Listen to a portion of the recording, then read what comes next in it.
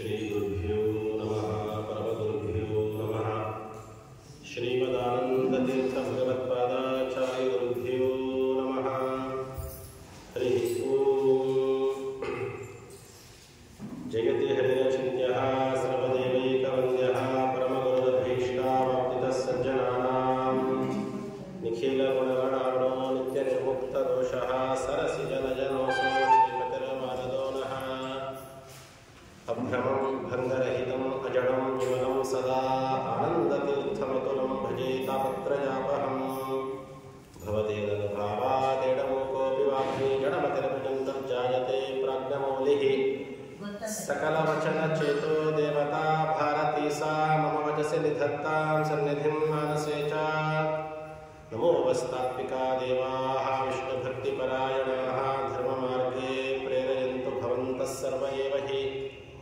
चित्रैः पदैश्च गम्भीरैर्वाक्यैर्मानैरखण्डितैः गुरुभावं युञ्जयन्ति भातिश्रीजगतीर्थवाक् अर्थिकल्पितकल्पोऽयं प्रत्यर्थिगजकेसरी व्यासतीर्थगुरुर्भूयादस्मदिष्टार्थसिद्धये तपो विद्याविरक्त्यादि सद्गुणौघाकरानहं वादिराजगुरुं वन्दे हयग्रीवपदाश्रयान् पूज्याय राघवेन्द्राय सत्यधर्मरताय च भजतां कल्पवृक्षाय नमतां कामधेनवे आपादमौलिपर्यन्तं गुरूणामाकृतिं स्मरेत् तेन विघ्नाः प्रणश्यन्ति सिद्ध्यन्ति च मनोरथाः पृथ्वीमण्डलमध्यस्थाः पूर्णबोधमतानुगाः वैष्णवाः विष्णुहृदयाः तां नमस्ये गुरून् मम श्रीगुरुभ्यो नमः हरिः ओं स्वस्तिस्त्वशेषसन्मङ्गलानि भवन्तु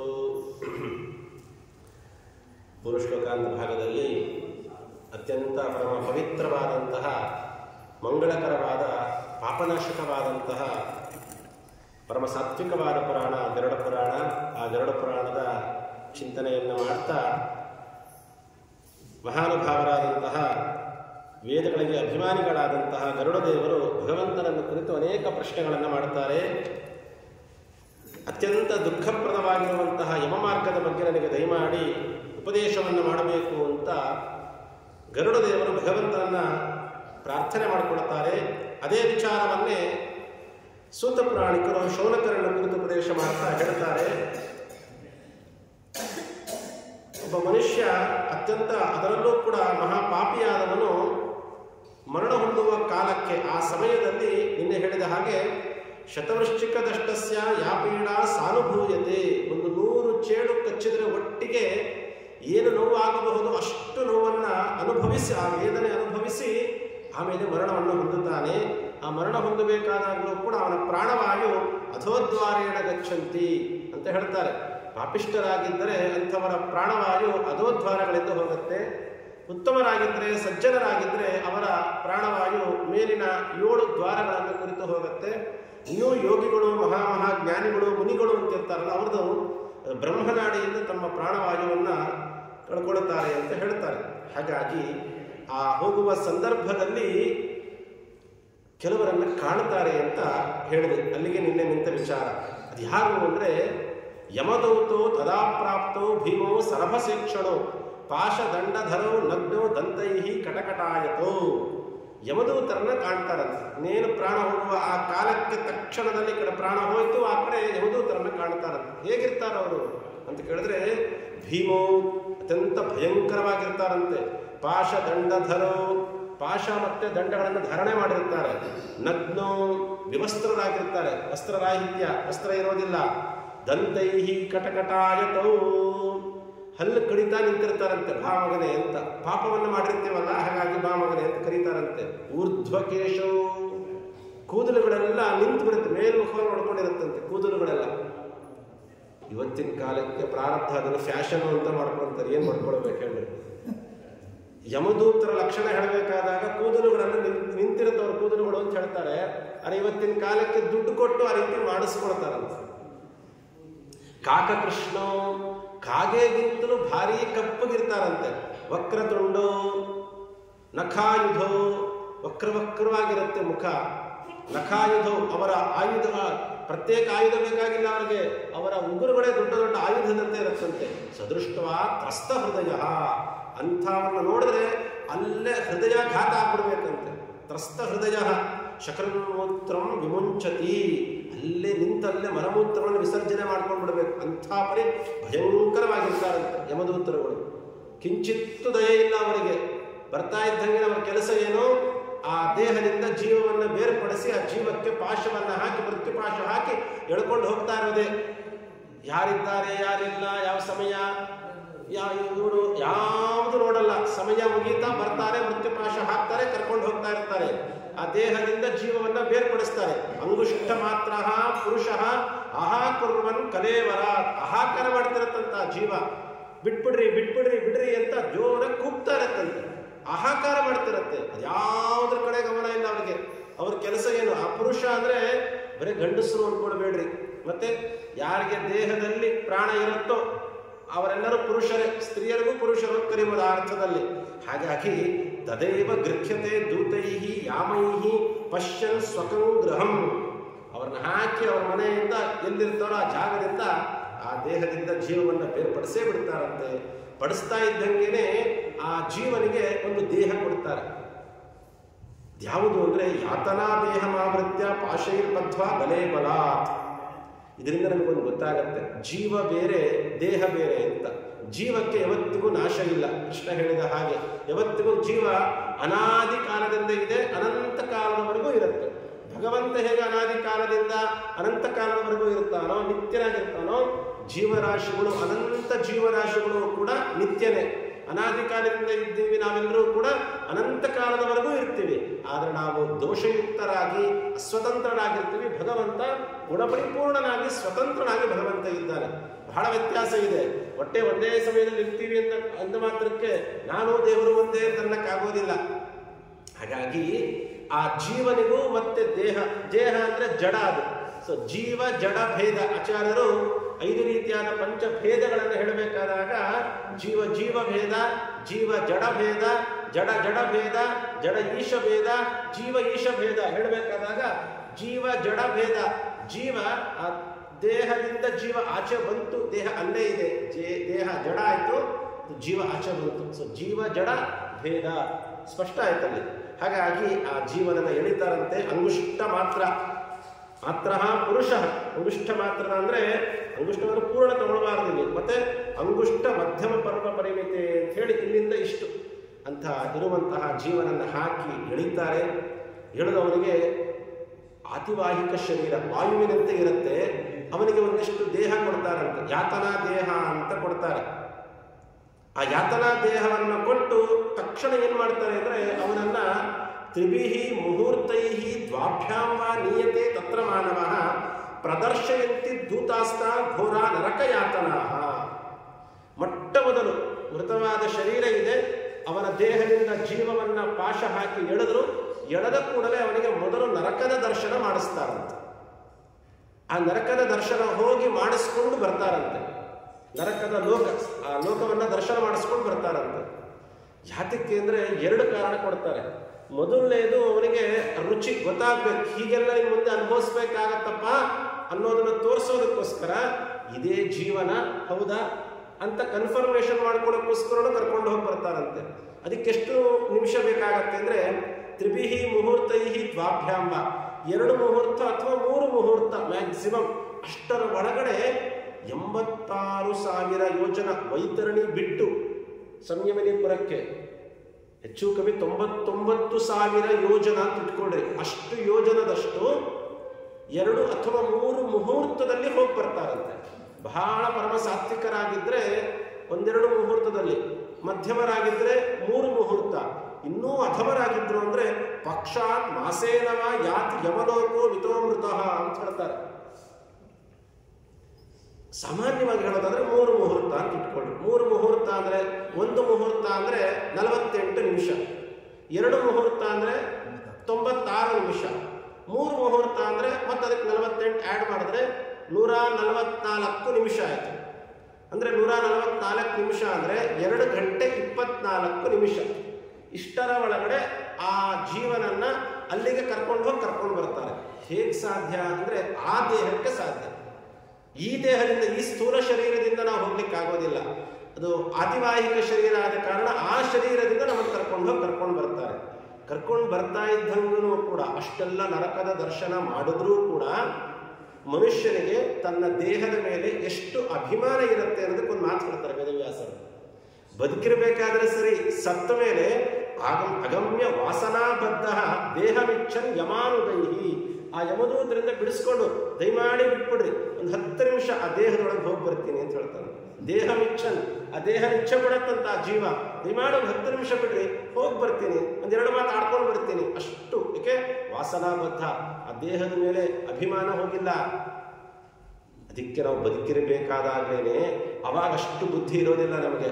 ಬದುಕಿರಬೇಕಾದಾಗ್ಲೇನೆ ದೇಹದ ಮೇಲೆ ಅಭಿಮಾನ ತ್ಯಾಗ ಮಾಡಬೇಕು. ನಾವು ಅಭಿಮಾನ ಇಟ್ಕೊಳ್ಬಾರ್ದು. ಅದು ನಮ್ಗೆ ಬಹಳ ಅನುಕೂಲ ಆಗುತ್ತೆ ಮುಂದಕ್ಕೆ.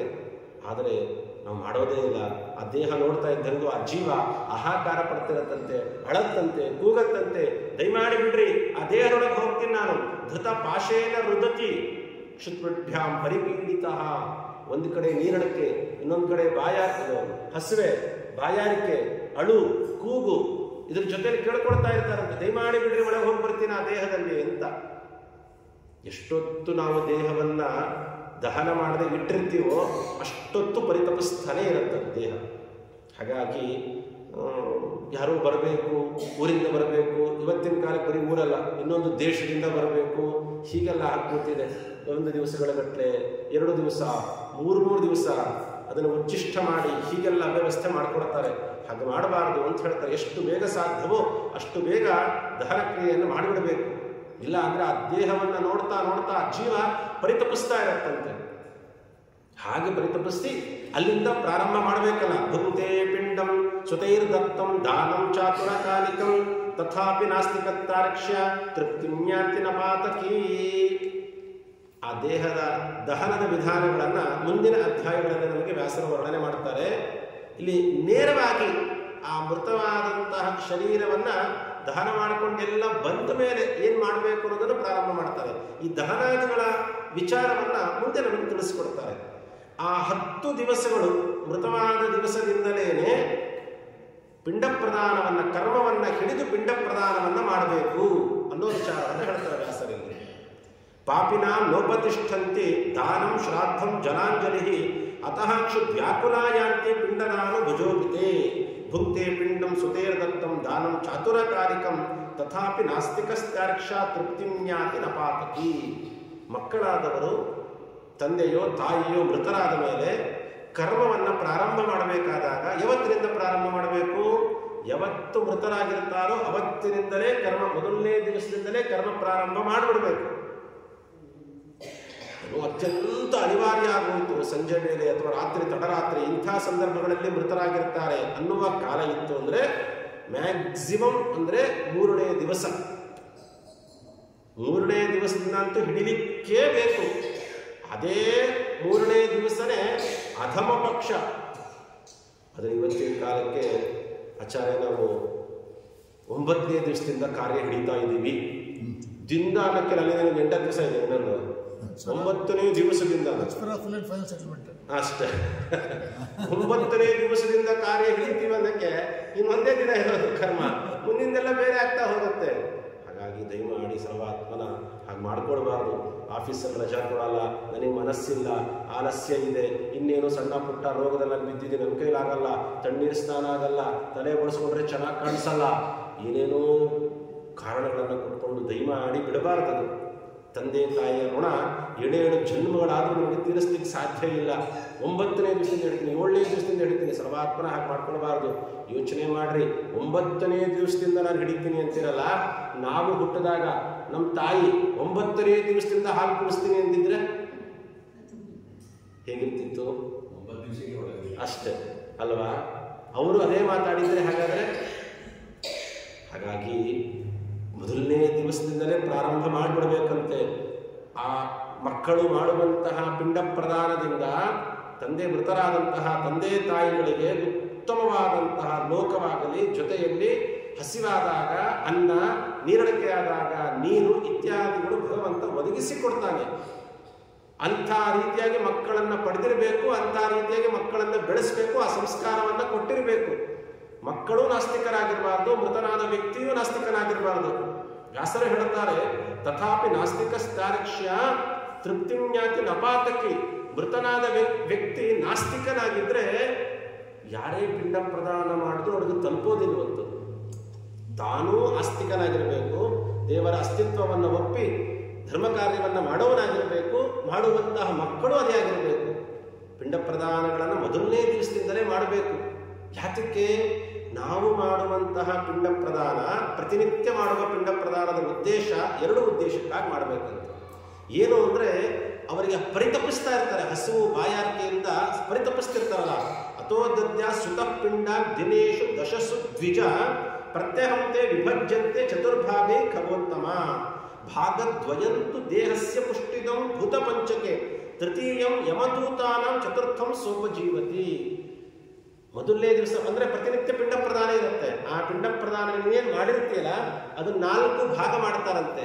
2 ಭಾಗವನ್ನ ದೇಹದ ಪುಷ್ಟಿಗೋಸ್ಕರ, ಮೃತರಾದವನಿಗೆ ಒಂದು ದೇಹ ನಿರ್ಮಾಣ ಮಾಡಿಕೊಡುವಂತಹ ಕಾಲ ಮಕ್ಕಳಿಗೆ ಅದೇ ಸಮಯ. ನಮಗೆ ದೇಹ ಕೊಟ್ಟ ತಂದೆ ತಾಯಿಗಳಿಗೆ ಮೃತರಾದ ಮೇಲೆ ಅವರಿಗೆ ಮತ್ತೊಂದು ದೇಹ ಕೊಡುವ ಪ್ರಸಂಗ ಯಾವುದು ಅಂದರೆ 10 ದಿವಸಗಳು ಮಾಡುವ ಕರ್ಮ. ಯಾಕೆ ಅಂದರೆ ನೀವೇನು ಪಿಂಡ ಪ್ರದಾನ ಮಾಡ್ತಾ ಬರ್ತಿರಲ್ಲ ಅದರಿಂದಲೇ ಅವರಿಗೊಂದು ದೇಹ ನಿರ್ಮಾಣವಾಗತ್ತೆ. ಆ ನೀನು ಇಡುವ ಪಿಂಡ ಪ್ರದಾನದಲ್ಲಿ 4 ಭಾಗ ಮಾಡ್ತಾರೆ. 2 ಭಾಗವನ್ನ ದೇಹದ ಪುಷ್ಟಿಗೋಸ್ಕರ, ಇನ್ನ ತೃತೀಯಂ ಯಮದೂತಾನ 3ನೇ ಭಾಗವನ್ನ ಯಮದೂತರಿಗೆ ಕೊಡ್ತಾರಂತೆ ಭಗವಂತ. ಚತುರ್ಥಂ ಸೋಪಜೀವತಿ 4ನೇ ಭಾಗವನ್ನ ಜೀವ ತಿಂತಾನಂತೆ. ಅವನು ಉಪಜೀವನ ಮಾಡಿಕೊಳ್ಳೋದಕ್ಕೋಸ್ಕರ ಅದನ್ನು ಸ್ವೀಕಾರ ಮಾಡ್ತಾರೆ. ಹೀಗೆ 4 ಭಾಗವಾಗತ್ತೆ ಒಂದು ಪಿಂಡ. ನಾನು ಮಾಡದೇನೆ ಇದ್ದೆ ಅಂತಂದರೆ ಅವರಿಗೆ ದೇಹ ಉತ್ಪತ್ತಿನೇ ಆಗೋದಿಲ್ಲ. ನಿನಗೆ ದೇಹ ಕೊಟ್ಟಂತಹ ತಂದೆ ತಾಯಿಗಳಿಗೆ ದೇಹ ಕೊಡುವ ಮತ್ತೊಂದು ಪ್ರಸಂಗ ಅಂದರೆ ಈ 10 ದಿವಸಗಳು ಮಾಡುವ ಕರ್ಮದಿಂದ. ಇನ್ನೊಂದು ಯಮದೂತರು 4 ಜಾಸ್ತಿ ಹೊಡಿತಾರೆ. ಯಾಕೆ ಅವ್ರಿಗಿದೆ ಅಲ್ಲ ಒಂದು ಭಾಗ. ತೃತೀಯಂ ಯಮದೂತಾನ, ನೀನು ಪಿಂಡ ಪ್ರದಾನ ಮಾಡಿದ್ರೆ 1 ಭಾಗ ಯಮದೂತರಿಗೆ ಸೇರುತ್ತೆ. ನೀನು ಪಿಂಡ ಪ್ರದಾನ ಮಾಡಲಿಲ್ಲ ಅಂದರೆ ಯಮದೂತರು ಆ ಕೋಪವನ್ನ ಸತ್ತಂತಹ ವ್ಯಕ್ತಿಗಳ ಮೇಲೆ ತೀರಿಸಿಕೊಳ್ತಾ ಬರ್ತಾರಂತೆ. ಇನ್ನೊಂದು ಅವರ ಉಪಜೀವನ, ಉಪವಾಸಕ್ಕೆ ನಾವು ಕೆಡದಂಗಾಗುತ್ತೆ. ಹಾಗಾಗಿ ಮಾಡಲಿಕ್ಕೆ ಬೇಕು ಅಂತ ಹೇಳ್ತಾರೆ. ಅಹೋರಾತ್ರೈಶ್ಚ ನವಭಿ ಪ್ರೇತಃ ಪಿಂಡಮವಾಪ್ನುಯ ಚಂತು ನಿಷ್ಪನ್ನ ದೇಹಶ್ಚ ದಶಮೇ ಬಲಮಾಪ್ನುಯಾತ್. 9 ದಿವಸಗಳು ಕೂಡ ಅಹೋರಾತ್ರಿಯಾಗಿ ಅನುಭವಿಸ್ತಾ ಇರುತ್ತದೆ. ನಾವು ಪಿಂಡ ಪ್ರದಾನ ಮಾಡಲಿಕ್ಕೇ ಬೇಕು. ನಾವು ಇನ್ನೂ ಅತ್ಯಂತ ಅನಿವಾರ್ಯ ಪ್ರಸಂಗ ಬಂತು ಅಂತ ಹೇಳಿದರೆ 3ನೇ ದಿವಸ. ಇನ್ನು ಕೆಲವು ಸತಿ ಮನೆಯಲ್ಲಿ ಹೆಣ್ಣುಮಕ್ಕಳುಗಳು ರಜಸ್ವಲೆಯರಾಗಿದ್ದರು ಅಂತ ಹೇಳಿದ್ರೆ ಅದು ಒಳಗೆ ಬಂದ ಮೇಲೆ ಪ್ರಾರಂಭ ಮಾಡಬೇಕು ಅಂತ ಕ್ರಮ ಇದೆ. ಈ ರೀತಿಯಾದಂತಹ ಅನಿವಾರ್ಯತೆಗಳು ಬಂದಾಗ ಮಾತ್ರ ಅವಾಗೇನು ಮಾಡ್ತಾರೆ ಅಂತಂದರೆ ಮೊದಲನೇ ದಿವಸದ್ದು 2ನೇ ದಿವಸದ್ದೆಲ್ಲ ನೀವು 3ನೇ ದಿವಸ ಮಾಡದೆ ಅಂದರೆ ಅದನ್ನು ಅನುಕರ್ಷಣ ಮಾಡಿಕೊಂಡು ಅದನ್ನು ಮಾಡಿಸಿ ಮತ್ತೆ ಹೋಗಿ ಮತ್ತೆ ಮುಂದೆ ಮಾಡಬೇಕು. ಅದು ಕ್ರಮ ಹೇಗೆ ಅಂತ ಹೇಳಿದ್ರೆ ನೀನು ಮೊದಲನೇ ದಿವಸದ ಮಾಡಿದ್ಮೇಲೆ ಮತ್ತೆ ಹೋಗಿ ಸ್ನಾನ ಮಾಡ್ಕೊಂಡು ಬರಬೇಕು, ಮತ್ತೆ ಮಾಡಬೇಕು. 2ನೇ ದಿವಸದ್ದು ಮತ್ತೆ ಹೋಗಿ ಸ್ನಾನ ಮಾಡ್ಕೊಂಡು ಬರಬೇಕು, ಮತ್ತೆ 3ನೇ ದಿವಸದ್ದು ಮಾಡಬೇಕು. 9ನೇ ದಿವಸ ಹೇಳಿದ್ರೆ ಏನು ಗತಿ ಹೇಳ್ರಿ ನೋಡೋಣ. 9 ಸತಿ ಸ್ನಾನ ಮಾಡ್ಕೊಂಡು 1 ಸತಿ ಮಾಡ್ಕೊಂಡು ಬರ್ತಾನೆ. 2ನೇ ಸತಿ ಅಪವಿತ್ರ ಪವಿತ್ರವ ಸರ್ವಾವಸ್ಥಾನಗತೋಪಿವ ಅಲ್ಲಿ ಕೃಷ್ಣಾರ್ಪಣ ಮಾಡ್ಕೊಳ್ಬಾರದು ಅಂತ ಹೇಳ್ತಾರೆ. ಏನೇ ನಮಗೆ ಅನಿವಾರ್ಯತೆಗಳಿದ್ರೆ ಅದೆಲ್ಲ ಬದಿಗೊತ್ತು ಶ್ರದ್ಧೆಯಿಂದ ಪ್ರೀತಿಯಿಂದ ಭಗವಂತ ಪ್ರೀತನಾಗಲಿ ಅಂತ ಮಾಡಬೇಕು. ಅಷ್ಟು ನಮಗಾಗಿ ಮಾಡಿರ್ತಾರೆ ತಂದೆ ತಾಯಿಗಳು. ಅಥವಾ ಯಾರು ಮೃತರಾಗಿರ್ತಾರೋ, ಯಾರನ್ನು ಉದ್ದೇಶ ಮಾಡಿ ನೀವು ಮಾಡ್ತಿರ್ತೀರೋ ಅವರ ಗುಣಗಳನ್ನು ಚಿಂತನೆ ಮಾಡ್ತಾ ಇರಬೇಕಂತ. ಪ್ರತಿಮೆ ಹನಿಯ ಪಿಂಡಸ್ತೇನ ಮೂರ್ಧ ಪ್ರಜಾಯತೆ ಗ್ರೀವಾಸ್ಕಂಧೋದ್ದೀಯೇನ ತೃತೀಯ ಹೃದಯಂ ಭವೇತ್. ನೀನು ಇಡುವಂತಹ ಮೊದಲನೇ ದಿವಸದ ಪಿಂಡ ಪ್ರದಾನದಿಂದ ಅವರಿಗೆ ಮೂರ್ಧ ಪ್ರಜಾಯತೆ ತಲೆ ಉತ್ಪತ್ತಿಯಾಗುತ್ತೆ. 2ನೇ ದಿವಸದಿಂದ ಗ್ರೀವ ಮತ್ತೆ ಸ್ಕಂಧು 2 ಭುಜಗಳು ಮತ್ತೆ ಕಂಠಭಾಗ ಉತ್ಪತ್ತಿಯಾಗುತ್ತೆ. ತೃತೀಯ ಹೃದಯಂ ಭವೇತ್ 3ನೇ ದಿವಸದಿಂದ ಹೃದಯ ಭಾಗ. ಚತುರ್ಥೇನ ಭವೇತ್ ಪೃಷ್ಠಂ 4ನೇ ದಿವಸ ಪಿಂಡ ಪ್ರದಾನ ಮಾಡಿದರೆ ಬೆನ್ನು ಪೃಷ್ಠಭಾಗಗಳು. ಪಂಚಮ ನಾಭಿರೇವಚ 5ನೇ ದಿವಸ ನಾಭಿ ಪ್ರದೇಶ. ಷಷ್ಠೇನ ಕಟೀಗುಖ್ಯಂ 6ನೇ ದಿವಸ ಮಾಡೋದ್ರಿಂದ ಕಟಿ ಸೊಂಟದ ಭಾಗ ಮುಖೇಂದ್ರಿಯಗಳು. ಸಪ್ತಮ ಸಕ್ತಿನಿ ಭವೇತ್ 7ನೇ ದಿವಸ ಮಾಡೋದ್ರಿಂದ ವಿಶೇಷವಾಗಿ ಈ ತೊಡೆಯ ಭಾಗ ಅದೆಲ್ಲ ಉಂಟಾಗತ್ತೆ. ಜಾನೋ ಪಾದೋ ತಥಾ ದ್ವಾಭ್ಯಾಂ ದಶಮೇಂಧಿ ಕ್ಷುಧಾತೃಷ ಆಮೇಲೆ ಜಾನುಭಾಗ, ಪಾದದ ಭಾಗ ಇವೆಲ್ಲವೂ ಕೂಡ 10 ದಿವಸದ ಒಳಗಡೆ ಎಲ್ಲವೂ ಉತ್ಪತ್ತಿಯಾಗಿ ಪಿಂಡಜಂ ದೇಹಮಾಶ್ರಿತ್ಯ ಕ್ಷುಧ ವಿಷ್ಣುಸ್ತೃಷಾಧೃತಃ ಏಕಾದಶಂ ಚ ಪ್ರೇತೋ ಭುಂಕ್ತೆ ದಿನದ್ವಯಂ. 10 ದಿವಸದ 10ನೇ ದಿವಸಕ್ಕೆ ಸರಿಯಾಗಿ ದೇಹದ ಎಲ್ಲ ಭಾಗಗಳನ್ನು ಕೂಡ ಭಗವಂತ ಕೊಡ್ತಾನೆ, ನೀನು ಮಾಡುವ ಪಿಂಡ ಪ್ರದಾನದ ಪುಣ್ಯದಿಂದ. ನಾವೇನಾದರೂ ಮೊದಲು 4-5 ದಿವಸ ಬಿಟ್ಬಿಟ್ಟು 5ನೇ ದಿವಸದಿಂದ ನಾವು ಮಾಡ್ತೀವಿ ಅಂದರೆ ಅವರ ದೇಹ ಹೇಗಿರುತ್ತೆ ಯೋಚನೆ ಮಾಡ್ರಿ. ದೇಹ ಇದೆ, ತಲೆ ಇಲ್ಲ, ಕೈಗಳಿಲ್ಲ, ಕಾಲುಗಳಿಲ್ಲ, ಇಂಥದ್ದೊಂದು ದೇಹ ನಿರ್ಮಾಣ ಮಾಡಿಕೊಟ್ರೆ ಹೇಗಿರುತ್ತೆ? ನಾವು ಊಹೆ ಕೂಡ ಮಾಡ್ಕೊಳ್ಳಿಕ್ಕಾಗೋದಿಲ್ಲ. 2 ದಿವಸ ಮಾಡಿದೆ, 3ನೇ ದಿವಸ ಯಾಕೋ ಮಾಡಿಬಿಟ್ಬಿಟ್ಟೆ, 3ನೇ ದಿವಸ ಬಿಟ್ಟ್ಯಾ, ಅದರಿಂದ ಮಾಡಿದಾಗ ಏನು ಅಂಗಗಳು ಬರಬೇಕು ಆ ಅಂಗನ್ಯೂನತೆ ಅವ್ರಿಗೆ ಉಂಟಾಗತ್ತೆ. ಮತ್ತೆ 4ನೇ ದಿವಸ ಮುಂದುವರಿಸಿದೆ, ಮತ್ತೆ 3 ದಿನ ಮಾಡಿದೆ, 2 ದಿವಸ ಬಿಟ್ಟೆ.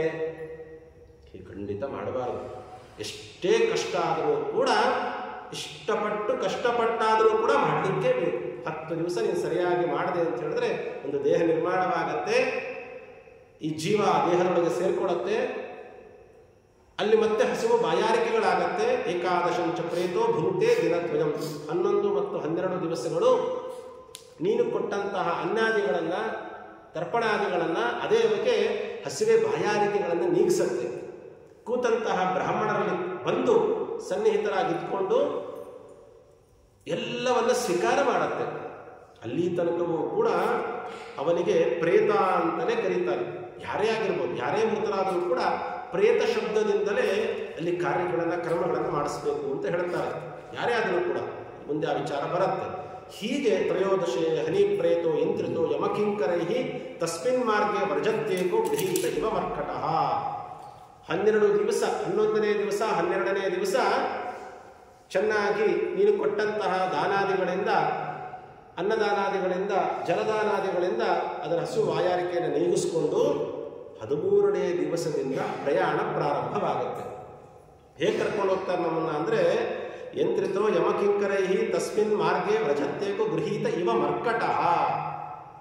ಒಬ್ಬ ಕೋತಿಯ ಆಡಿಸ್ತವನು ಇರ್ತಾನಲ್ಲ, ಒಂದು ಕೋತಿಯನ್ನು ಹೇಗೆ ತಾನು ಬಂಧಿಸಿ ಕರ್ಕೊಂಡು ಹೋಗ್ತಾ ಇರ್ತಾನಲ್ಲ, ಹಾಗೆ ನಮ್ಮನ್ನು ಕರ್ಕೊಂಡು ಹೋಗ್ತಾರಂತೆ. 13ನೇ ದಿವಸ ಪ್ರಯಾಣ ಪ್ರಾರಂಭ ಆಗುತ್ತೆ. ಎಲ್ಲಿಗೆ ಪ್ರಯಾಣ ಪ್ರಾರಂಭ? ಸಂಯಮಿನೀಪುರ ಯಮದೇವರ ಪಟ್ಟಣಕ್ಕೆ ಪ್ರಯಾಣ ಪ್ರಾರಂಭವಾಗುತ್ತೆ.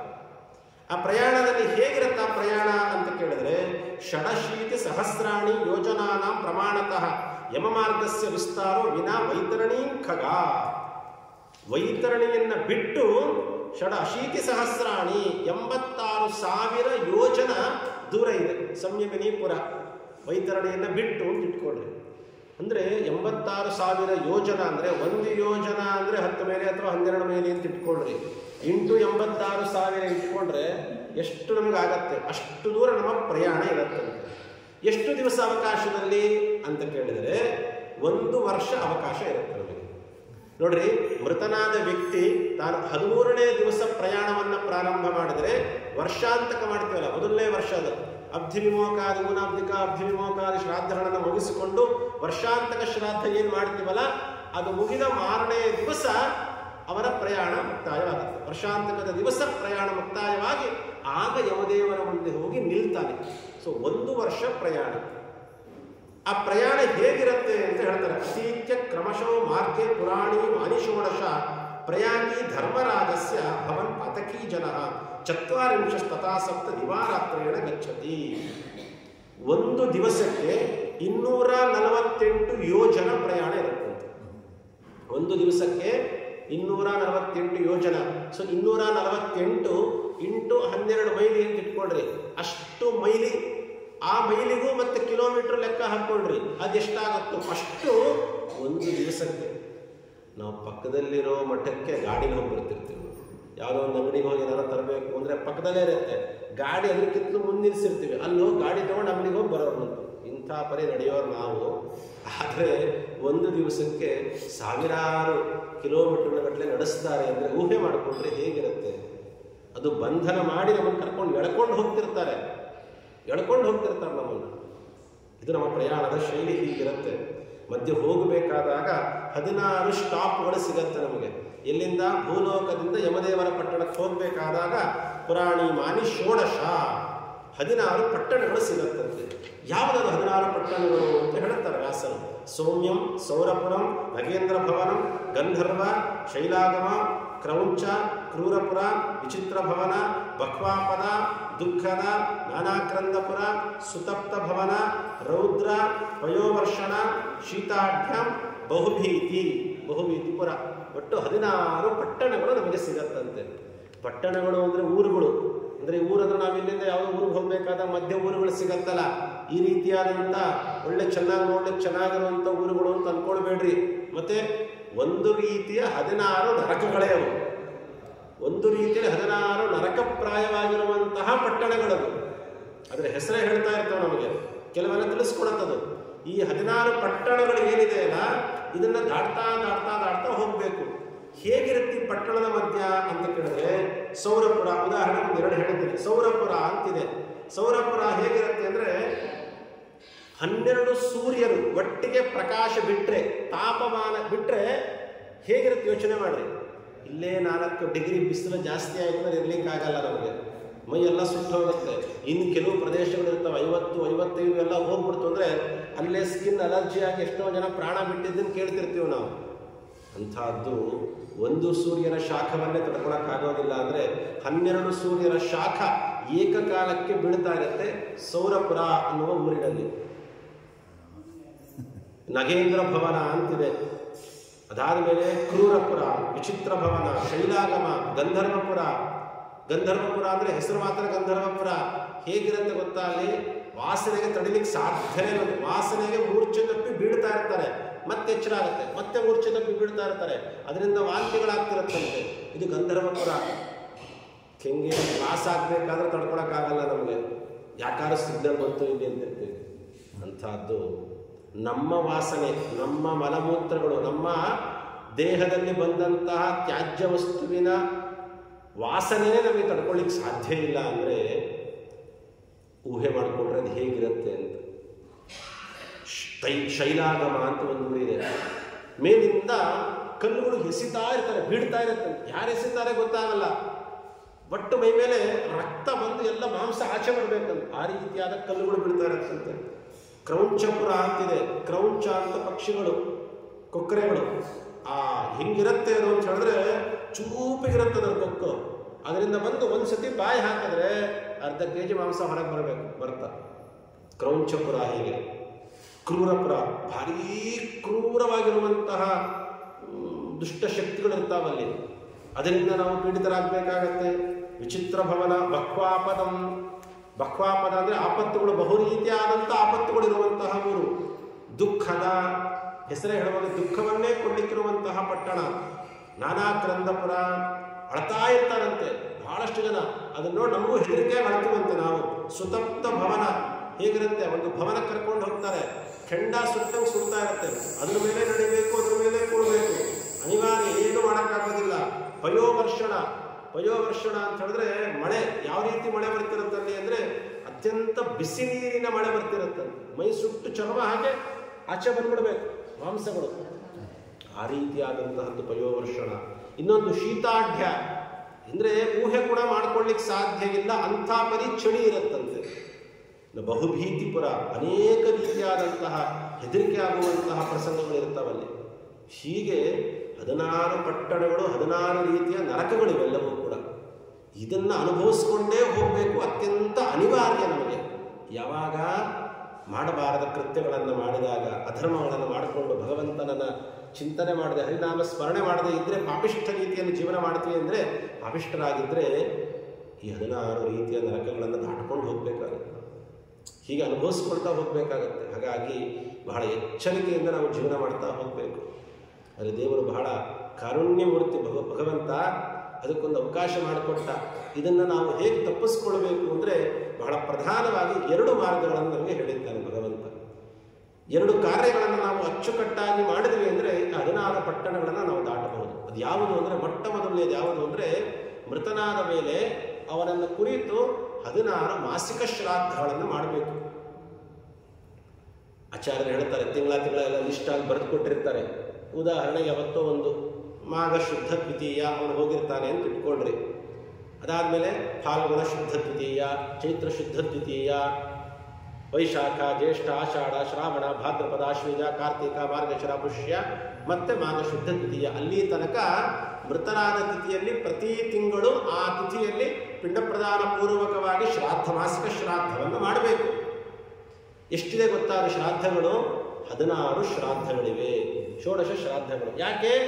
ಈ 16 ಶ್ರಾದ್ದಗಳನ್ನು ಸರಿಯಾಗಿ ನೀನು ಮಾಡಿದ್ರೆ ಈ 16 ಪಟ್ಟಣಗಳನ್ನು ಸುಲಭವಾಗಿ ಸುಖವಾಗಿ ದಾಟ್ತಾರೆ ನಮ್ಮ ಪಿತೃಗಳು. ಅದಕ್ಕಾಗಿ 16 ಶ್ರಾದ್ದಗಳು. ಯಾವುದು 16 ಶ್ರಾದ್ದಗಳು ಅಂದರೆ 12 ತಿಂಗಳಿಗೆ 12 ಶ್ರಾದ್ದ. ಯಾವ ತಿಥಿನ ಹೋಗಿರುತ್ತಾರೋ ವರ್ಷಕ್ಕೆ 12 ತಿಂಗಳು 12 ಶ್ರಾದ್ದ. ಇನ್ನು 4 ಯಾವುದು ಅಂದರೆ 27ನೇ ದಿವಸ ಮಾಡುವಂತಹ ಊನಮಾಸಿಕ, ಇನ್ನು 45 ಆಸುಪಾಸಿನಲ್ಲಿ ಮಾಡುವಂತಹದ್ದು ತ್ರೈಪಕ್ಷಿಕ. ಅದಾದಮೇಲೆ ಊನ ಷಾಣ್ಮಾಸಿಕ ಅಂತ ಇದೆ. ಇದು 6ನೇ ತಿಂಗಳಿಗಿಂತಲೂ ಮುಂಚಿತವಾಗಿ ಮಾಡುವ ಶ್ರಾದ್ದ. ಆ ಗೋದಾನ ಮಾಡ್ತಾರೆ ಆ ಸಂದರ್ಭದಲ್ಲಿ. ಅಲ್ಲ, ಗೋದಾನಕ್ಕೋದಕ್ಕೂ ಸಂಬಂಧ ಇಲ್ಲ ಅಂತ ಇಟ್ಕೊಳ್ರಿ.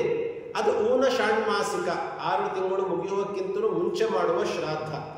ಅದು 170ನೇ ದಿವಸ, 173ನೇ ದಿವಸ, 175ನೇ ದಿವಸ ಹೀಗೆಲ್ಲ ನೋಡಿ ಮಾಡ್ಲಿಕ್ಕೆ ಅವಕಾಶ ಉಂಟು, ಊನ ಷಾಣ್ಮಾಸಿಕ ಅಂತ.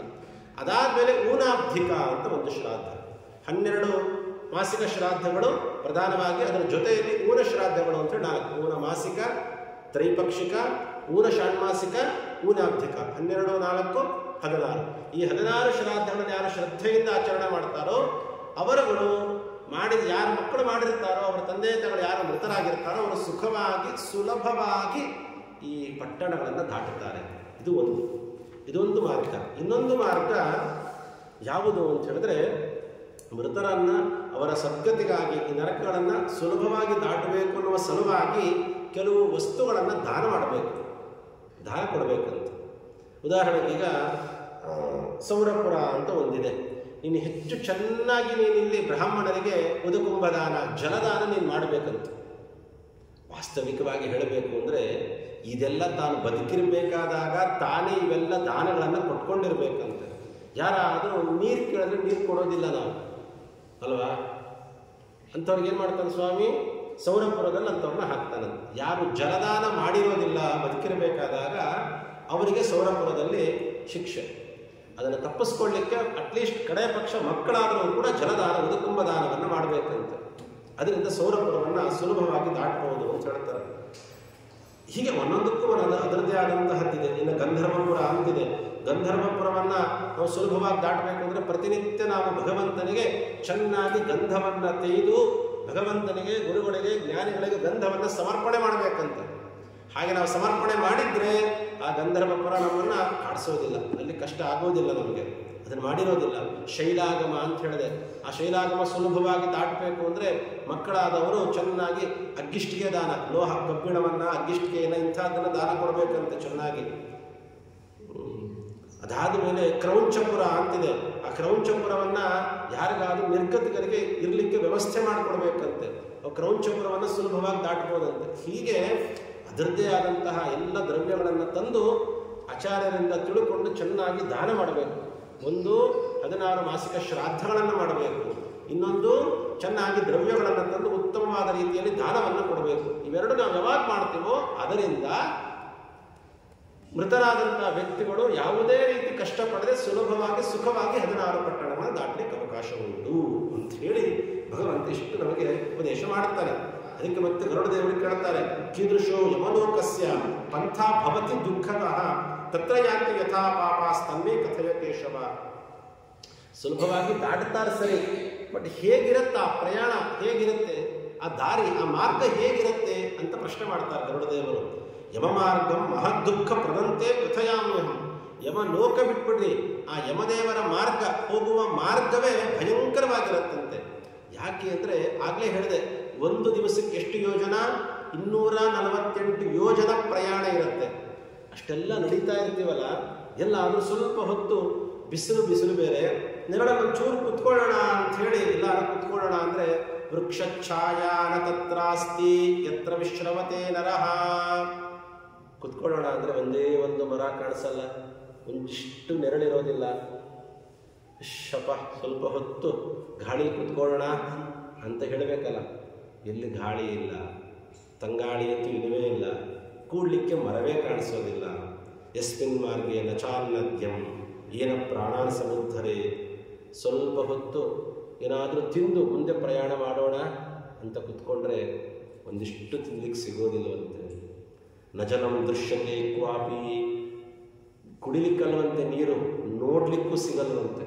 ದೃಶ್ಯತೆ, ನೋಡ್ತೀನಪ್ಪ, ಸ್ವಲ್ಪ ನೀರು ನೋಡೋದು ಆನಂದ ಪಡ್ತೀನೋ ಮಾರಾಯ ಅಂದ್ರು.